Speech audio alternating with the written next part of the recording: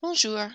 Possessive adjectives are what you use to express ownership or possession, aka how you would say my mom, your dad, his brother, etc. Possessive adjectives are not complicated.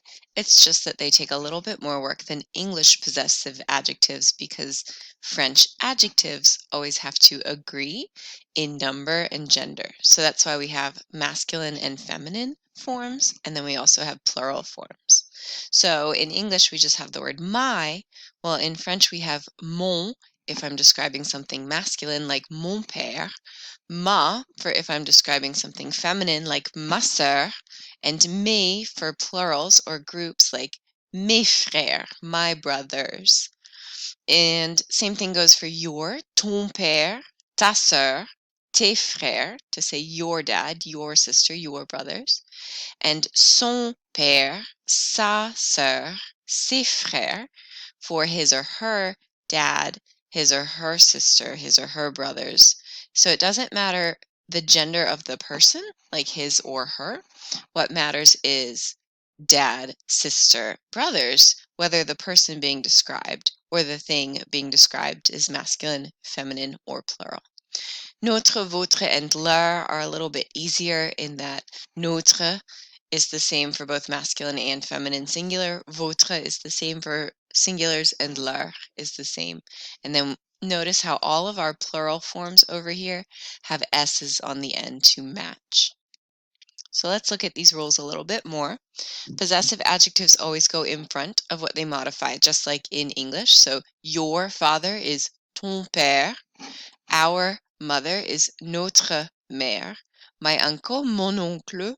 Your books, tes livres. So the possessive adjective goes in front to say your dad, our mom, etc. But unlike in English, possessive adjectives have to agree. All adjectives always do. So they need to be masculine or feminine, singular or plural. It does not matter what your gender is. So for example, if I were telling you all about my brother, I used mon. I wouldn't use ma because I'm a girl. I would use mon frère because that word describes what comes after. The word brother is masculine, so I say mon frère. It has to match with the next word. So if I had a sister, I'd say ma sœur. And then for a plural, my grandparents' gender won't matter for plurals. I'll just say mes grands-parents. Same thing if I'm talking to you, ton chat. It doesn't matter what your gender is. What matters is that cat is masculine. So I'll say ton chat. Ta nièce. Nièce is feminine, so I use ta. Tes cousines. Cousine is feminine, but what matters here is that it's plural, so I'll say tes cousines. So if we're looking at this picture and this guy is describing his sister, he'd say ma sœur because she's feminine. It doesn't matter what his gender is as the possessor. And if she were describing her sister, she would also say ma sœur because sœur is feminine. Notre, votre, and leur are a little bit easier because notice that notre neveu, masculine, is the same as notre famille, feminine. If it helps you to remember Notre Dame, that church in Paris, Notre Dame means Our Lady, and that church kind of represents the whole city. So it's Notre Dame, Our Lady. The plural form has an S on the end. Nos enfants, our children, nos enfants. Same thing with votre. I didn't put examples of votre here, but here's leur. Leur cousin is their cousin, but they only have one. Leur cousine versus leur cousin, it's their cousins, and it's plural. One little tricky thing, and that is if the next word starts with a vowel, and you're saying my friend, your school, his or her story. If the next word starts with a vowel, even if it's feminine like ami here, you're going to use the masculine mon, ton, and son for sound purposes. So if I had ma, like what it should be, followed by ami, it wouldn't flow as well. It wouldn't sound good to say ma ami or ta école or sa histoire, that ah sound French tries to avoid, and they do that by just using the masculine form. There will be times when French prefers to break grammar rules and break agreement rules rather than have something sound bad.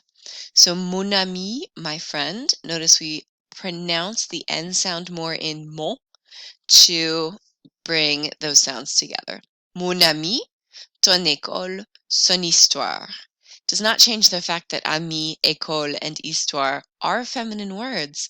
We just need to use the masculine possessive adjectives to make it sound better. So this girl would say, c'est mon ami, and by context, I would have to be able to explain a little bit more that mon ami is a girl, like c'est mon ami Charlotte, and then I know that it's feminine. Son, sa, c'est can either mean his or her. So I might not know the gender of the possessor, but I do know the gender of the person that is being referred to. So for example, here's Billie Eilish and son frère, her brother. And when I just say son frère, I can't really hear whether that son is a boy or a girl, because son is describing frère, not the possessor. But if I used her name, voilà Billie Eilish et son frère, then I know that it's a girl. So I can always use more words to give context and explain. Sa sœur, sa is feminine because sœur is feminine, so sa sœur can mean his or her sister. Ses parents, his or her parents. One more way of showing possession. So in English, you explain people's relationships to other people or items by using apostrophe S, like it's Billy's brother. In French, you can't do this. They don't just put apostrophe S and say, c'est Billy's frère. That doesn't work.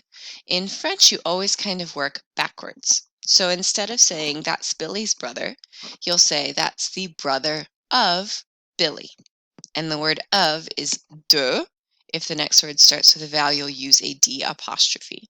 So if I wanted to say that's Elizabeth's boyfriend, I can't go, c'est Elisabeth's petit ami. They don't do apostrophe S. I have to flip things and go, c'est le petit ami d'Elisabeth. If I want to say, do you like Thierry's cousin? I will reword it and say, do you like the cousin of Thierry? Tu aimes la cousine de Thierry? That's my sister's boyfriend. That's the boyfriend of my sister. We always have to think in this backwards pattern. C'est le petit ami de ma sœur. And I have his parents' address, so this can work for items, not just people. J'ai l'adresse de ses parents. So I'll put de in front of the next word or phrase. De ses parents, of his parents. De ma sœur, of my sister. De Thierry, so I can do it plus names. And if the next word starts with a vowel like Elisabeth, I'll say d'Elisabeth.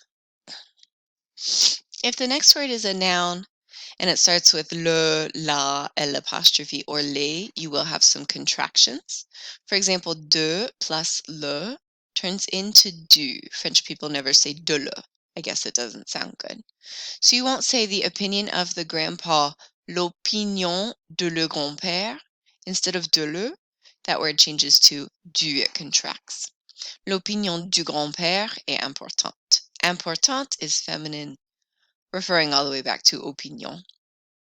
If you have de followed by les, no one says délai. That sounds like the French word for delay, like there's a delay in your flight, so that doesn't work. Instead, we smush those together to make the word des. La fille des voisins a les cheveux longs. The daughter of the neighbors, aka the neighbor's daughter. If you have la or l apostrophe afterwards, there are no contractions. They sound fine. Le nom de l'oiseau, c'est Lulu.